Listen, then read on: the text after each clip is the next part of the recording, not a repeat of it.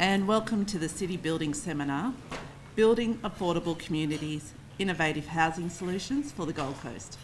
My name is Jemima Rosevear and I'm the Manager for City Design at the City of Gold Coast. Before I begin, I'd like to acknowledge the traditional custodians of the lands on which we meet, including the Yugambeh people, and pay my respects to their elders, past, present and emerging. I'd like to also acknowledge all Aboriginal and Torres Strait Islander peoples here today. Before I introduce Zola Rose, we do have some housekeeping items to discuss. In the unlikely event of an emergency, please follow the instructions of HODA staff and make your way through calmly to the nearest exit and evacuation assembly point. So for us, it's through these doors, down the stairs and out to the lake here in front of us, and there's an assembly point beside a tree.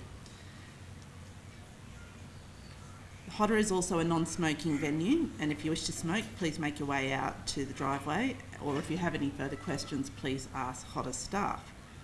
Also, this particular event will be recorded. But for today, we are joined by Zola Rose, the Director of Common Ground New Zealand, a social enterprise dedicated to developing community-led affordable housing solutions that enhance social, ecological and economic well-being. Zola is an expert in innovative housing models that prioritise community involvement and sustainable living. Her work focuses on empowering communities through collaborative housing projects such as cooperative housing and community land trusts, which aim to create accessible, high-quality homes for everyday people. During the presentation, Zola will explore innovative and practical approaches to addressing the housing crisis with a focus on affordable and intergenerational community-led housing. Zola will present her vision for creating sustainable, affordable, secure and amenable mixed tenure housing options that we can meet the needs of everyday people. We have allowed time at the end of the seminar for you to glean even more information from Zola and her expertise through question time.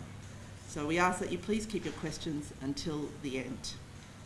Please also note that at the end of the seminar, the room is being used immediately straight after. So we ask that if you can make your way out at the end of the seminar, that would be great. And if you have any questions, Zola may have a couple of minutes to perhaps answer them outside.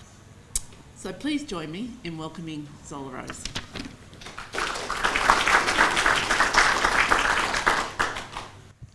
Thank you so much. So pleased to be here in Australia and the Gold Coast, and I've been enjoying my time here a lot. So I've been doing this work for many years, and so I'm going to run through this presentation fairly quickly so you get a high level.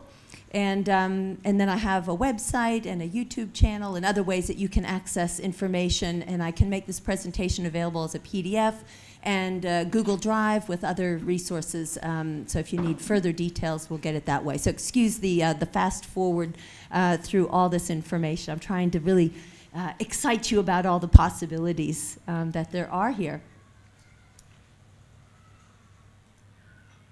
So just a little bit about me.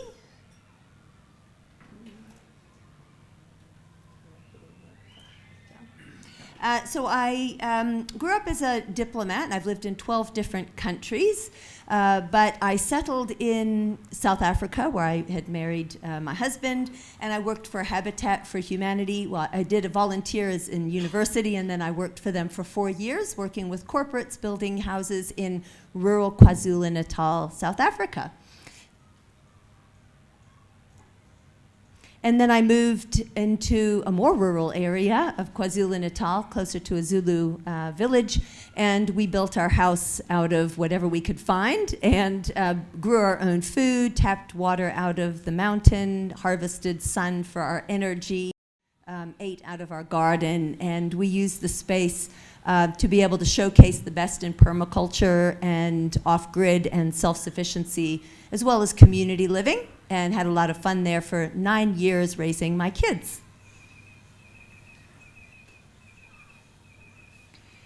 And then I came to New Zealand in 2016. I was offered work as a community-led development professional. And there I then got interested in housing because in New Zealand, like Australia, we have a very similar housing crisis.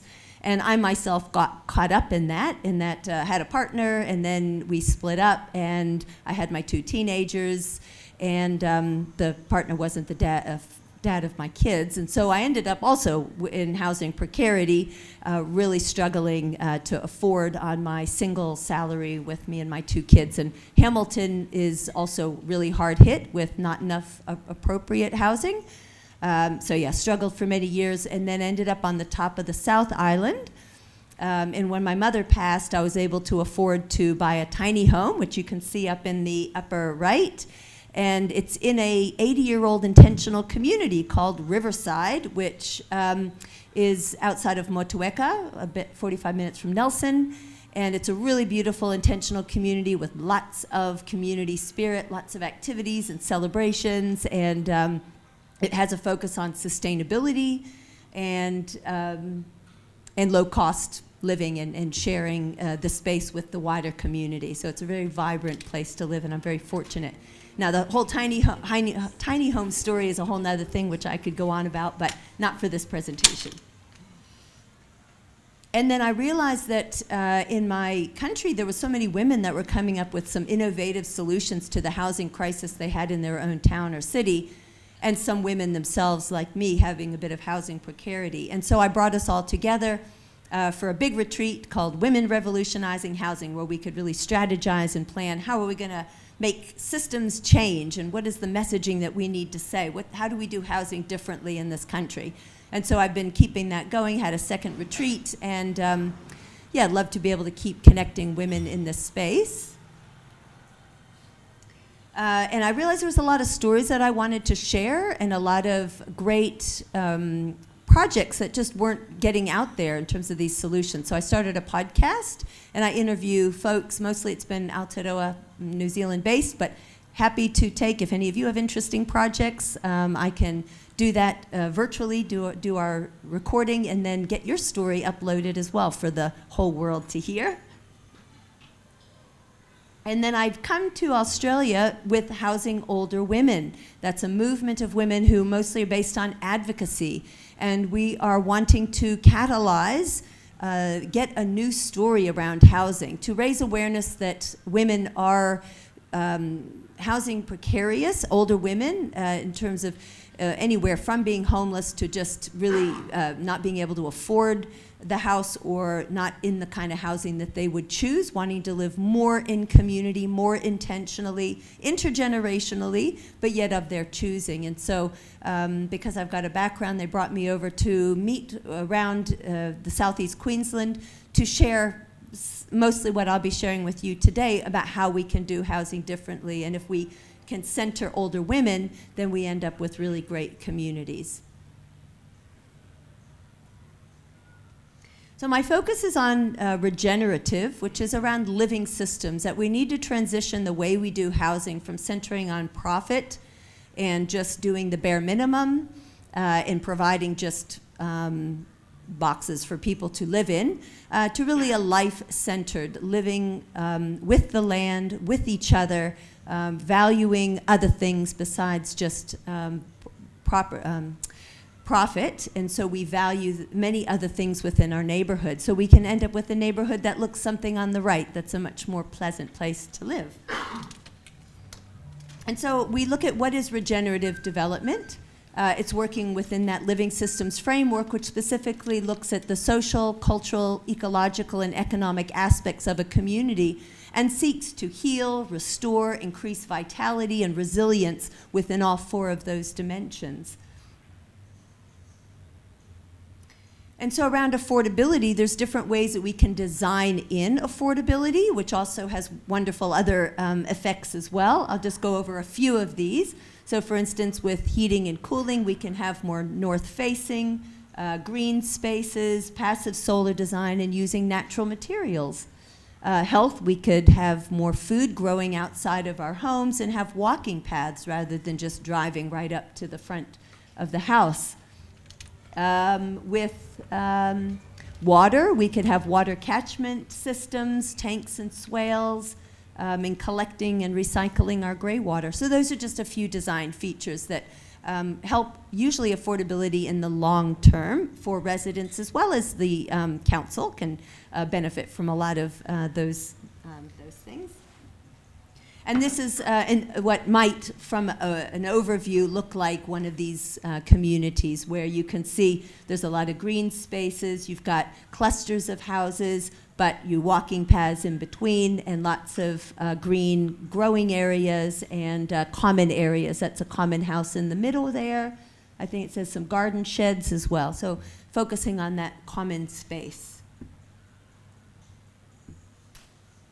So some of the things that create affordability that are beyond just the design of the land and the homes, and I'll be going through these later in the presentation. We've got the community land trust model, inclusionary zoning, or sometimes also called inclusionary housing, shared equity financing to build with a not-for-profit developer, to waive planning application and other related fees, allowing greater density than a zoning would permit, not requiring car parks, no interest infrastructure grants. Those are just a few. So just to give you a quick overview of inclusionary zoning, I do see that it has come to Queensland and Australia, so most of you are probably familiar, but so this is just an overview.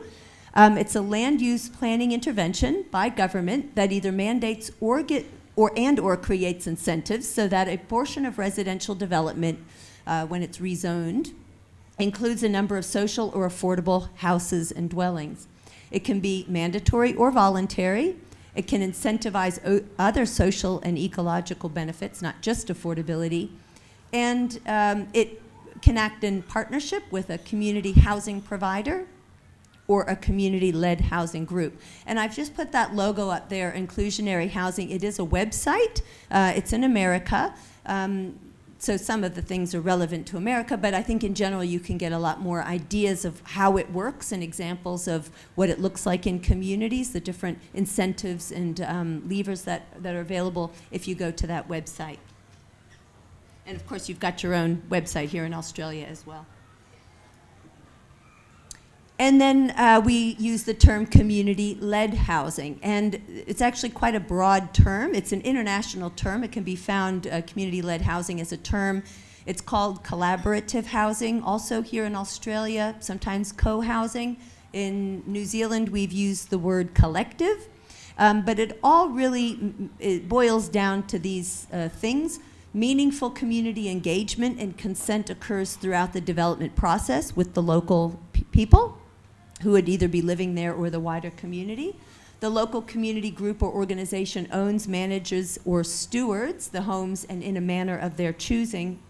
And the benefits to the local area or specified community must be clearly defined and legally protected in perpetuity.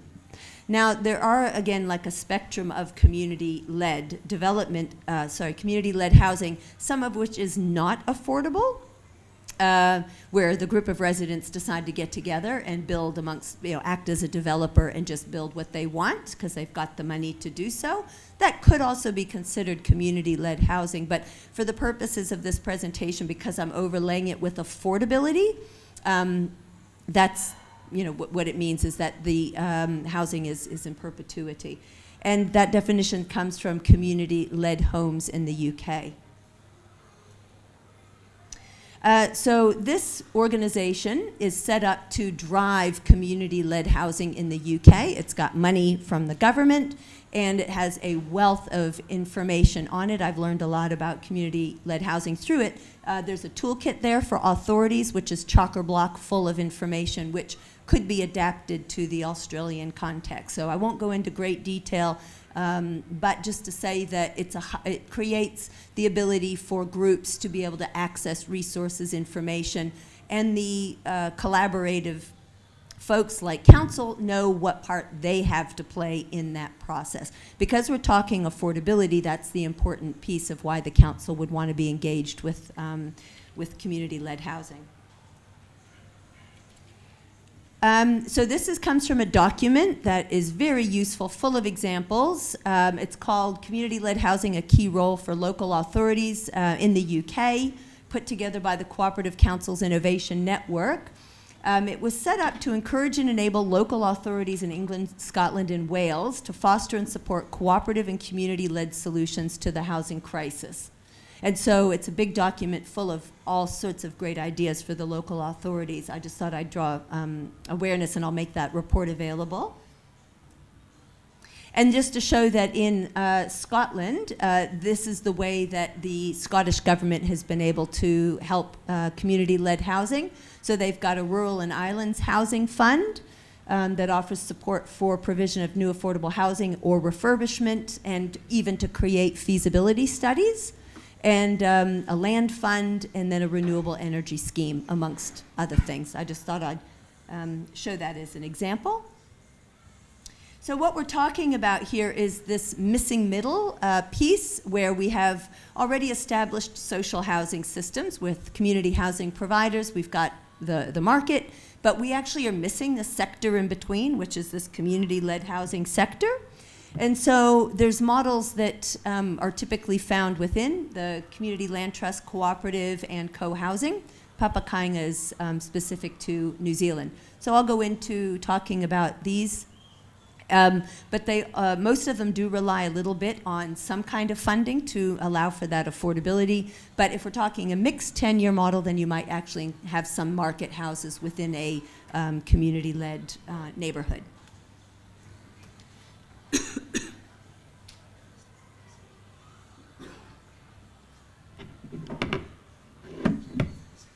Okay, so what's different in terms of how would a development operate differently than a developer-led, which we're quite familiar with that system. So we need to be able to shift our way of thinking to be able to do community-led and sustainable and affordable housing better. We need to first come at it with a regenerative lens and look at what are the benefits, what do we want to achieve in this wider community, and how can this housing neighborhood be a vehicle for that? We look at how do we develop the personal leadership skills of those folks that are going to be driving their own development, and the wider community as well, how they can come together in a partnership approach, and then those enable the built environment to be able to look differently, as you saw in that first slide, where the house had living systems around it. When people drive their own housing development, it will reflect those values. Just reminds me, I actually forgot to do our opening activity, which was, you all had collected cards to begin with, and I don't know whether you were able to have any conversations with folks about your card, but I'm quite interested to hear from a few of you. So it's nice, good timing now to take a break and turn to you to see what are your values. What do you value when it comes to housing and neighborhood? So hopefully you all had a chance to look at a card and find something that represents. Now I just want to hear from about 5 of you. If you can hold up your card, say what's on it, and then tell us, why were you drawn to that card as symbolizing for you home and or neighborhood? So who would like to go? We have a roving mic, actually, so put your hand up so we can bring the mic to you. And then tell us, describe your card. Okay, the card is a bar, but it's not for the alcohol that I chose it. A bar to me is a place you come together with people, friends, family. It's a place for social connection, but then also it's a place where you see the best and worst of people. It's a place of laughter, of enjoyment, but also a place where people go to console each other, or you might see tears. So it's just, that's what it represented to me, not just the alcohol. Nice. I really like that it's a place to find comfort and consolation and just be yourself and community. Thank you. Okay, next one. Wait for the microphone. I chose this one, which I think is an older person holding a little person's hand. So it's really beautiful for me. I've just become a grandma for the 5th time on the weekend, and my mother is visiting from Adelaide, so we have 4 generations in our home at the moment. And for me, that's really special for family, and to see the intergenerational link being supported and encouraged in community. So we're actually looking at extending our home to be able to cater for our son and his wife and their now 3 children, who will very soon be finding it very difficult to find a new rental property. So I chose the family one. Oh, fantastic. And yes, let's hope we can get housing to be able to be more intergenerational. Yes, thank you. Hi, I've got the dog. And we had a dog, but it died. We had to get it put down. But it's the German short-haired pointer, which is what we had, running on the beach. And I guess we did have a conversation earlier about being able to live in a compact house, but being able to get out into the landscape.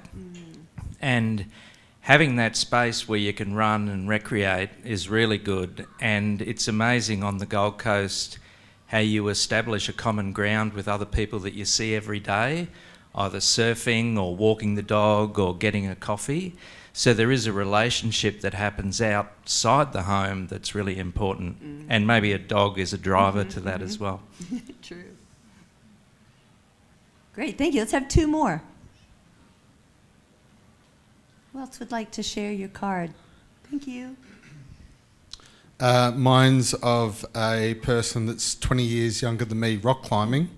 And I initially chose it because I thought, well, that's what I probably should be doing on the weekend. But from the perspective of housing and community, I've got young kids, and I think the whole outdoors and encouragement of outdoors and, amenity within close distances to your house, whether that's a nature to this extreme of rock climbing or whether it's, parklands or whatever. But I think certainly getting kids outdoors, a lot of behavioural problems seem to happen indoors, and outdoors is a great place to let young boys run around and do that sort of stuff. So I like the outdoors side of things. Nice, that's great. Thank you. And one more. There's one at the back. My wife chose Restruct, the concepts of wealth, work and progress, and I reckon she got it for a really good reason, so I'm going to pass it over to her. I didn't. I actually just really liked the picture of the joy on the girls' faces, and I like the idea of home being a place where we discover purpose that's not just about us but about others, and supporting others. So I liked that they were supporting each other and they were happy. Oh, that's fantastic. Thank you. And my take on it is that it's not just about getting a home, but it's about learning to, or it's about having a home in a place where we can encourage work environments, we can learn concepts that are just outside our doorstep to be able to, create, I guess, economies and things like that. So. Thank you. Yeah, you drew a card, so I have a kit for regeneration that helps a community to map its strengths and its weaknesses and its aspirations for regenerating in those 4 dimensions of culture, social, ecological, and economic. Thanks for choosing that card that speaks to that value. And that could be for another workshop. Okay, so I'm just going to run through some of the models that I spoke about that are typical for community-led models. So we've got cooperative housing, which exists here in Australia. It's a legal entity that's usually limited equity, which makes it affordable, made up of shareholders who own the whole property, gives shareholders a permission to occupy a space. When the shareholder leaves, they sell it back to the cooperative or to somebody else at only in line with inflation. And residents, it's a very democratic place to live. Residents have a say in how the place is run. And it can look like an apartment, duplexes, or standalone homes. So here's an example in Victoria State. There's lots of properties with this company or not-for-profit, Common Equity Housing Limited, and that's just 2 design examples. And then here's a famous one in Leeds in the UK called Lilac that also calls itself co-housing, and I think an eco-village as well, but run on that cooperative model. And then we've got a new one starting up in Western Australia within the eco-village of Witchcliff, which is a massive development.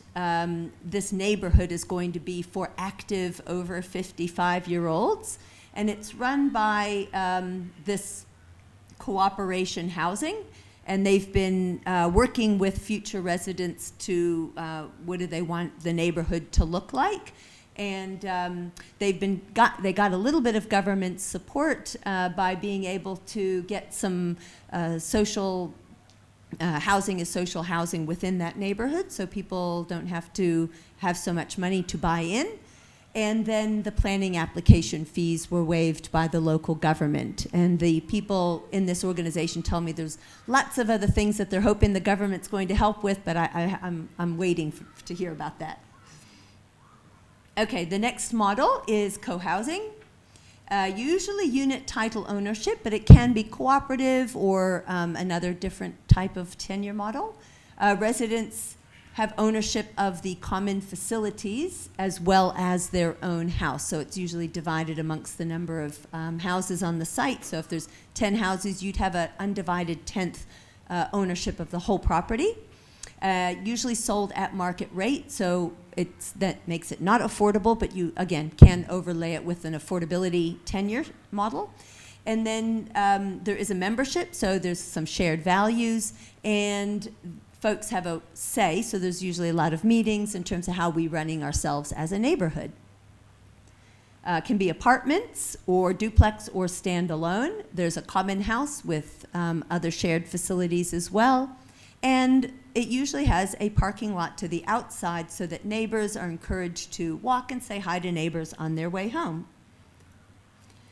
Here's what it looks like at Murundaka Co-Housing in Melbourne. And here's a famous one in Auckland called Earthsong Eco Neighborhood, which a lot of other co-housing have used as a exemplary model. And they have a lot of resources on their website, and the founder teaches folks how to create co-housing communities.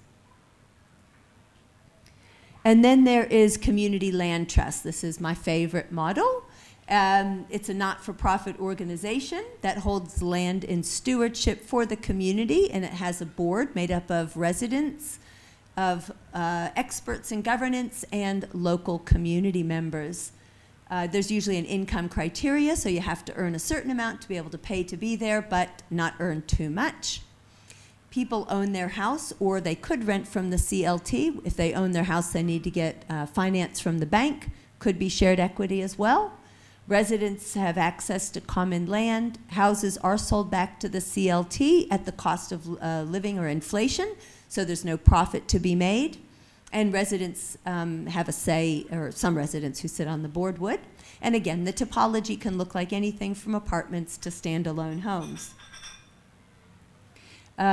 So why would, because it's a charity, and this is where I'm encouraging local governments to be involved in helping to set them up for their communities, why would funders want to fund or local government be willing? Well, because it retains housing affordability for the long term, what we call in perpetuity.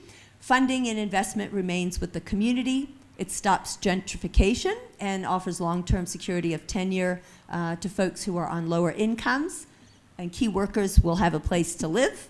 Lower than average mortgage default rates than your average. Land is valued for social, cultural, and ecological purposes, not just to maximize profit. It increases belonging and resilience for the residents, and it increases stewardship of community assets, which means that you end up with better looking neighborhoods and better neighbors. So this is the largest one, I believe, perhaps in the world, is the Champlain Housing Trust, which has 2,000 properties around the whole entire area of Burlington, Vermont, ranging from apartments through to even now they're offering land for tiny homes. So they've really branched out. And a lot of folks go there to learn the best ways to operate a CLT because they've got, so many different ways that they offer housing. The great news is that Australia has been, over at least the last decade or so, growing its ability to be able to run and offer CLTs here too. So there are 2 in Queensland and a lot more happening in New South Wales. So we can learn and see what's going on. And this is a great report. It's a scoping report. It's quite extensive. It's, I don't know, 150 pages or more, about, for this area, developing a community land trust and how the government can, well, the government funded the proof of concept, but also how it can help to enable it to happen. And then out of that report, this Waterfall Way Community Land Trust is established and is now moving forward with getting it for their local area. I think that maybe is in Bellingen area. Yeah. And also the Byron Shire Council has recently agreed to establish a council-enabled community land trust as well. And then there's another one in the Byron Shire as well. So they're like popping up all over the place down there. So yeah, everybody's learning from each other and making it happen, which is great. And then there's this eco-village overlay, which I call it, because it's not really a one-size-fits-all looking thing. It's rooted, what defines an eco-village is that it's rooted in local participatory process. It integrates social, cultural, economic, and ecological dimensions in a whole systems approach, actively restores and regenerates the social and natural environments. Can look like any kind of housing. There's one in the middle of Los Angeles, and there's, you'll see some here in Australia.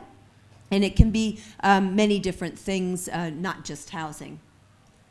So we have Crystal Waters in the Sunshine Coast. I'll be visiting there. And we've got Narara Eco Village outside of Sydney. I'll be visiting there too in my time here. And there's a really neat concept that I just found out about, but I believe it's similar to an eco village. It's called Circular Economy Villages. And they have a goal to have 30 of these in the Brisbane area in leading up to the Olympics. I think they have a goal of 100 in the country, with 30 being in the southeast of Queensland. So keep your eye open for this model. I think it's fantastic. You can find it on the WWF website. Okay, so why, again, would we want to support community-led housing? Well, because it's driving all these values. We've got the social values of connection and support and belonging and safety and people being able to contribute, economic of affordability, justice, and fairness, ecological benefits of sustainability and access to nature and climate resilience, cultural ways of living, meeting cultural needs, and other values, creativity, empowerment, agency, and choice. So who would like to have those benefits where you're living? Raise your hands if that's something you would like to have where you're living. Oh, fantastic. All right, so you're all into community-led housing. All right, and so why would government or other funders want to support? Well, because it really does build community wealth and resilience, because we're building all 5 of these capitals, not just financial capital, which is usually how we measure property benefit.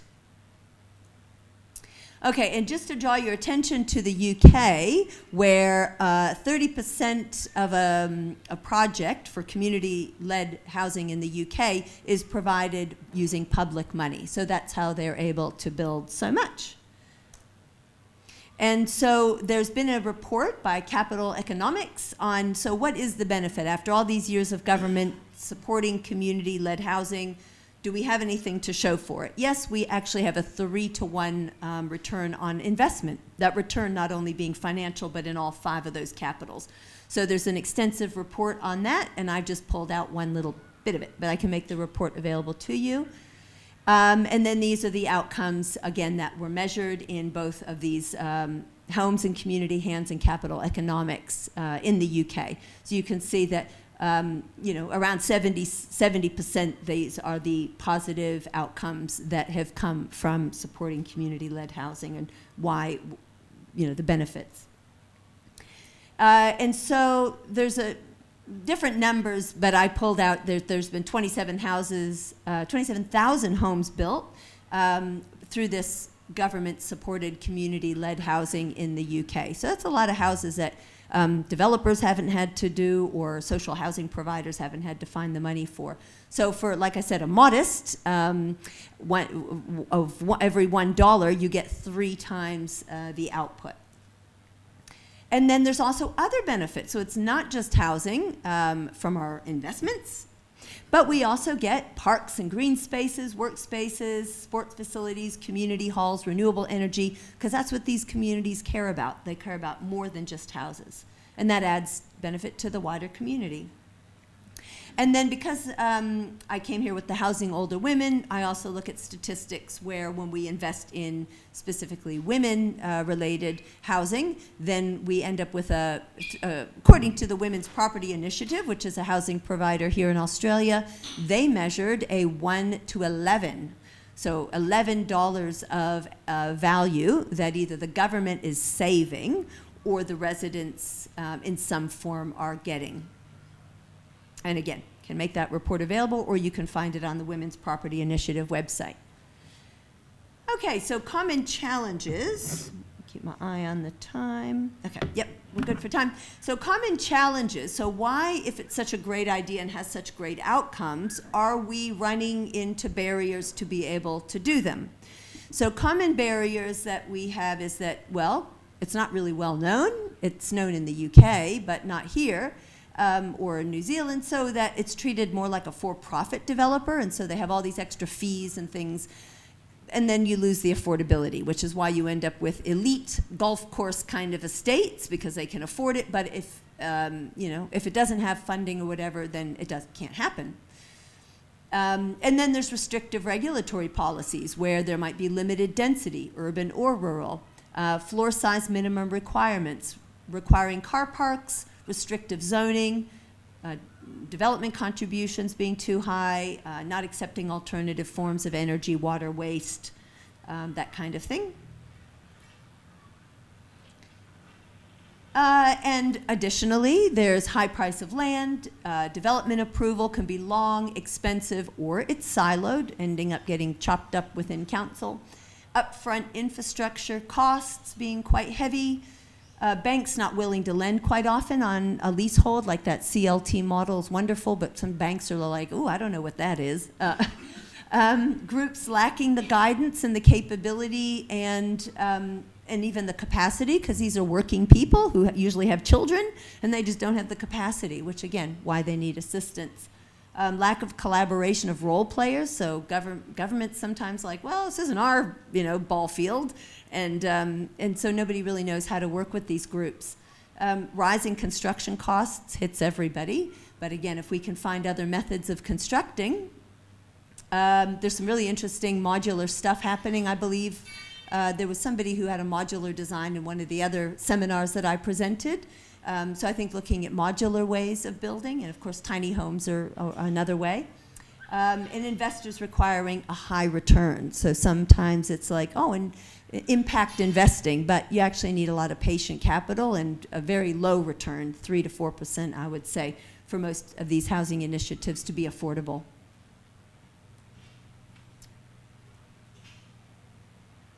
Okay, so how can government and other influencers enable community-led housing?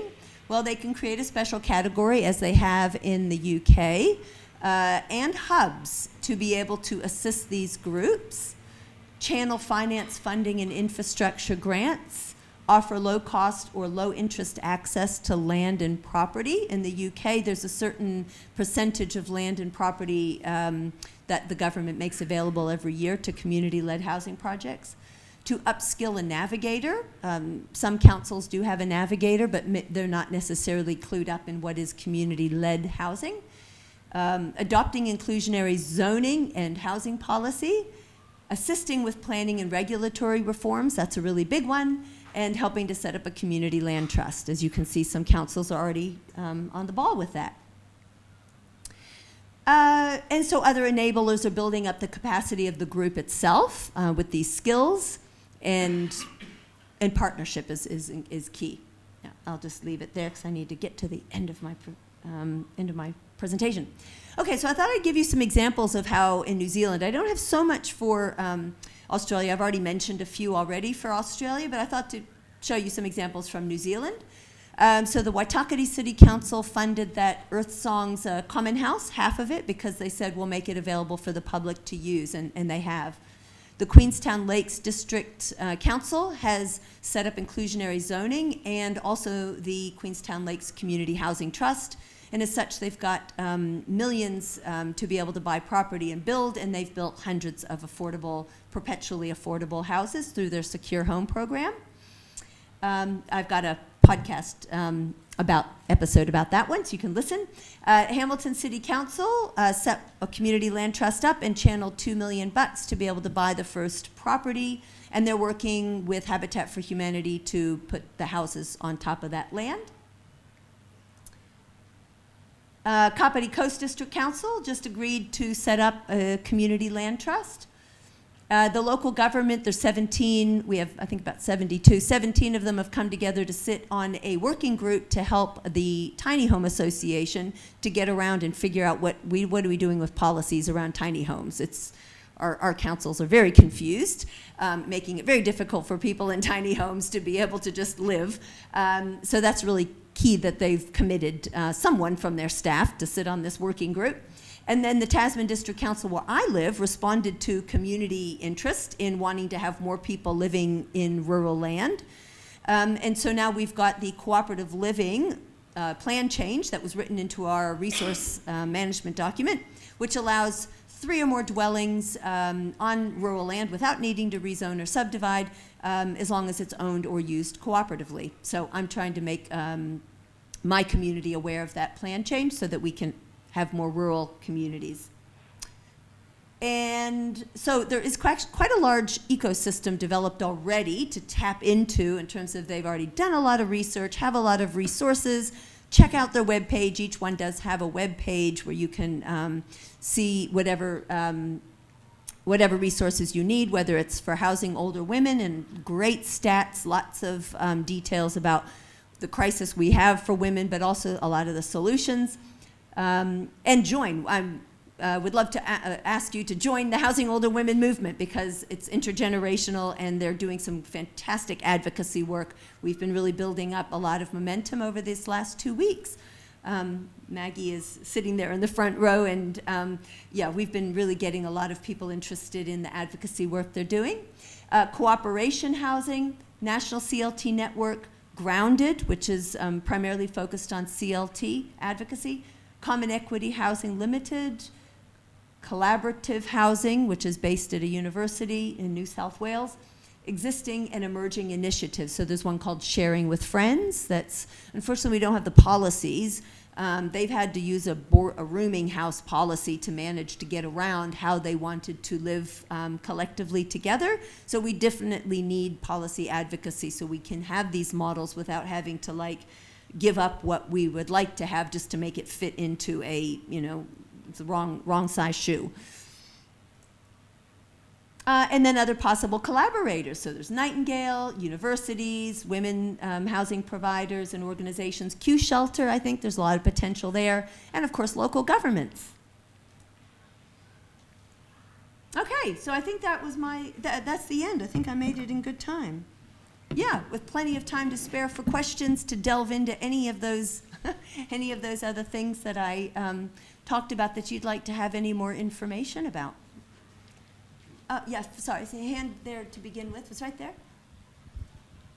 Hey Zola, so I suppose you did mention it in your slideshow there, but as much as government has a part to play in this, I think things like banks and insurance companies have a large part to play as well, because if we can't insure them and we can't lend to buy them, then it becomes kind of difficult for anyone who is in requirement of the affordability aspect of it. So I suppose, have you seen that elsewhere and how that has worked?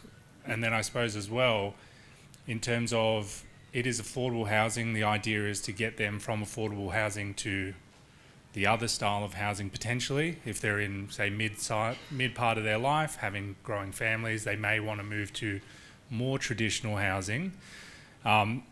If the market values are going higher, but the value of the affordable housing is staying at effectively a lower level, how does that gap get bridged? Okay, so 2 questions there. We had banks and their role to play, insurance companies, yes, as well. And I think if we can showcase how, like for instance, that Earth Song neighborhood. So we had really bad floods in Auckland, and a lot of houses got flooded, and the roads were also flooded. Earth Song didn't, because it had built-in swales and a wetland system, so that it was called a sponge neighborhood, and it was really highlighted that if we can build more like this, there's a lot less risk when we have these major events come along. So I think insurance should love this model. Banks also are starting to catch on. So in New Zealand, I mentioned the Community Lakes Housing Trust, Queenstown Lakes, sorry, where they have a lease model, and a lot of banks don't like that, but they've been building relationships over time. So the SBS Bank, I think it's called Southern Building Society, was the main lender to begin with, but now that there's a track record where they can see 13 years on, as I mentioned, the default rates for mortgages are a lot less, if any at all. I don't even know if any has defaulted in that model. The banks can see, well, yeah, this is actually even a more secure way to finance.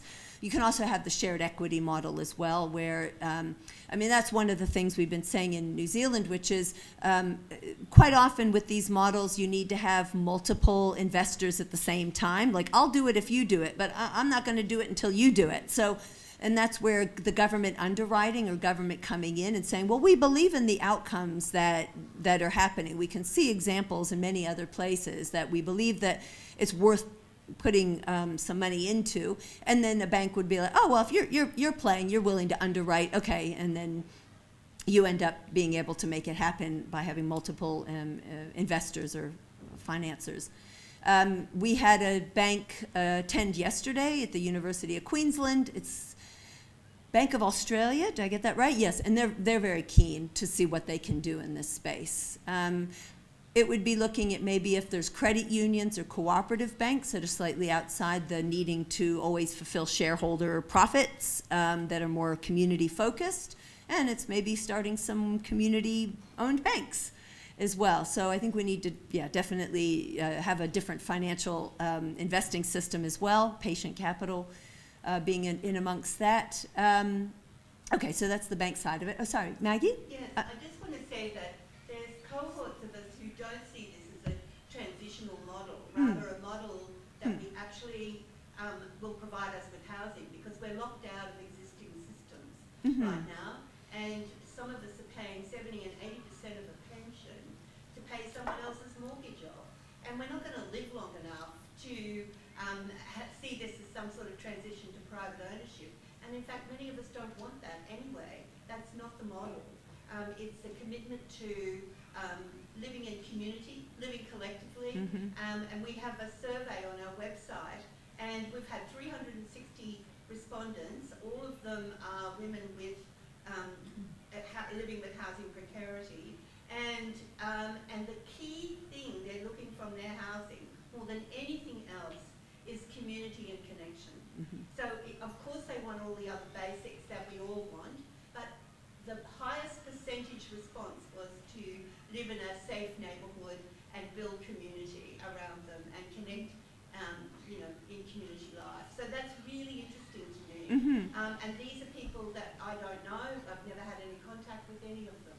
So it's a really interesting call, I think.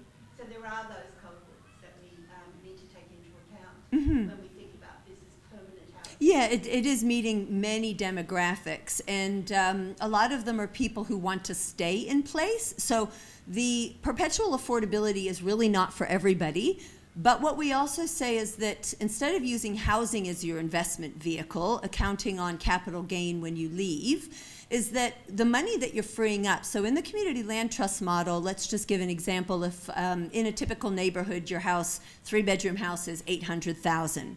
Well, usually when you look at the valuation that's been done, let's just say 50% of it's land. So you've got 400,000 valued land and 400,000 valued of the house. So you might have to take a mortgage out for $800,000 at all that interest that the bank charges. If you're on a community land trust, you take a mortgage for $400,000. So maybe paying half, not sure.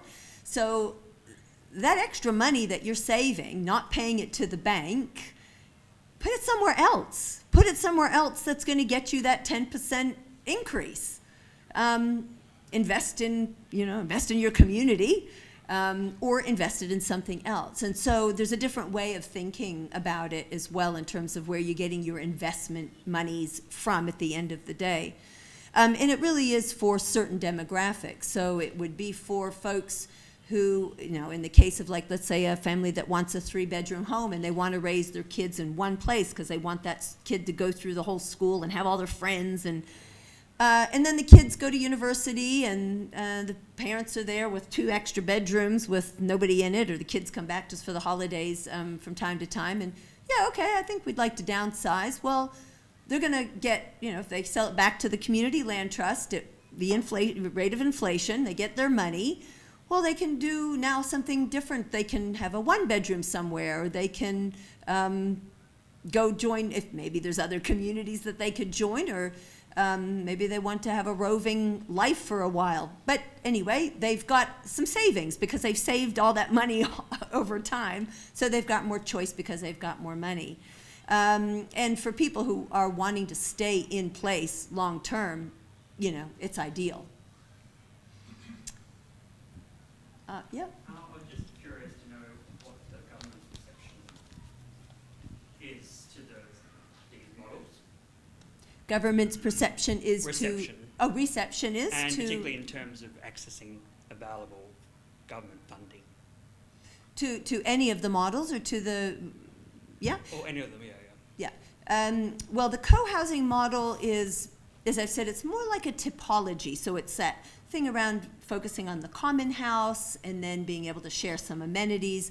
So the government, here nor there, I guess, for that co-housing model. But the cooperative, because it's got that limited equity, and it allows people to stay in place and allows people even to rent. If so, you can actually partner and have a social housing provider, for instance, to be able to offer some units within that. And the CLT model, it's, a lot of governments do some sort of a partnerships because they can see that it's got all those other benefits. And because the board is very stable, it's got experts, it's got wider community members, it's only 1/3 made out of residents. And so it's got a high level of good governance and stability in that regard. So I think it feels fairly safe for government to be a partnership within that, or to give some land at a... community-led model is UK, predominantly UK? No, it is international. If you look up community-led housing, you'll find it in all the continents. It's just I was able to get the majority of the data, and also showing that there's quite a bit of government support for it. And what's the process for these kind of entities to get access to funding? Is it difficult?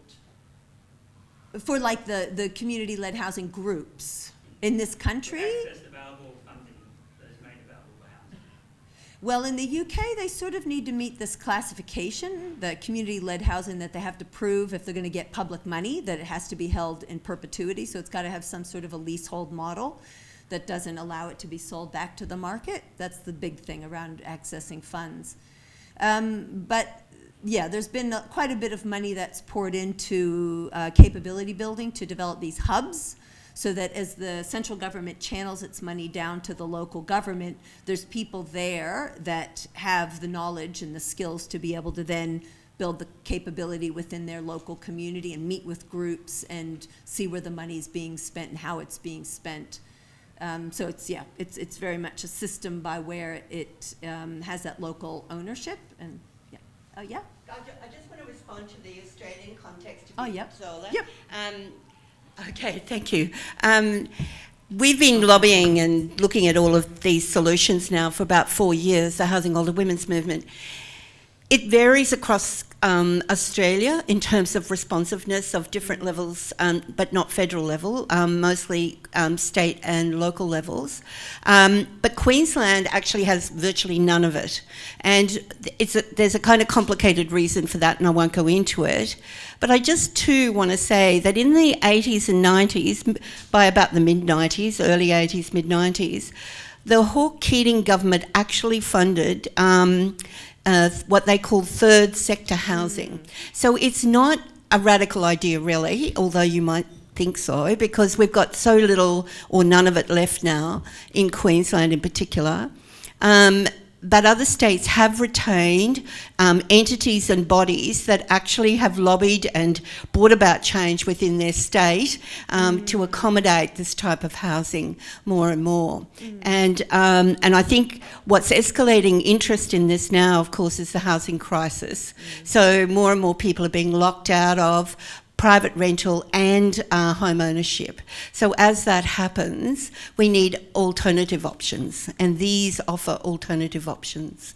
And in fact, an architect we've been working with who was sceptical at first is now saying, actually, I think it's the way forward in terms of affordability. Yeah. Yeah, and if you look at the calculation of what government's spending on other, whether it be emergency accommodation, hotels at hundreds of bucks a night, or temporary accommodation, or the mental health services and the health costs related. I know Asthma New Zealand, for instance, has done a lot of research on the internal conditions of a home in New Zealand and how it's, upper respiratory is just out of control, and hospitalizations and all the rest, days off of work for workers or kids. So when you calculate that bigger, and that was where that 1 out of 11 spend, when you spend $1, you get 11 bucks back, or 1 to 3. It's all those savings that are added up, and so the government's spending it anyway. It's just spending it on bad stuff, spending it on moldy houses and hospitalized people and out of work people, and you're definitely paying for it, but do you want to pay for it in that way? And like I said, around the climate crisis, if we're just going to continue to build the kind of neighborhoods you saw on the left, we're going to end up with flooded neighborhoods as well. Like when developers develop without enough standards, really, or the standards are just too low in many cases, we end up with non-climate resilient neighborhoods, and we're going to pay the price when these floods come. And yeah, so we are paying the price. Crime and all the rest, it can go on and on how we're paying already. Yeah. We probably have time for one quick question. Yes, we have to 2 more wrap up. minutes before it's 1:30. Yep. Not so much a question, just following Maggie's point, that I think in many of these things it's a case of remembering what we did in the not too distant future.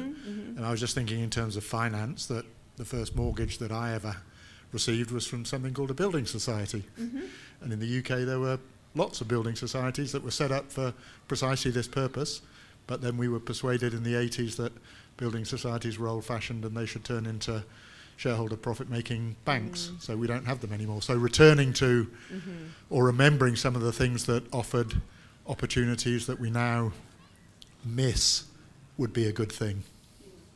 Yeah, very true. Don't have to reinvent the wheel, can just go back. Yeah, I've heard that from a lot of these groups that, hey, well, we had it to begin with, and it actually worked well, but the government of the day decided. So, yeah, we just need to also do some lobbying and also raise awareness of how those models actually work, to say, well, we've done it before, we have the knowledge. Just need the political will. Yeah, as well.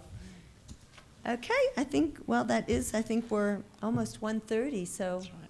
Well, that was an incredible amount of knowledge sharing in a very short amount of time. Can everyone please join me in thanking Zola Rose? Thank you.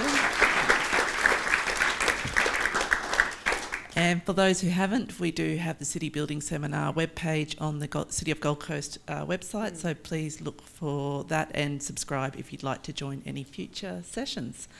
Thank you, and we'll see you at the next one.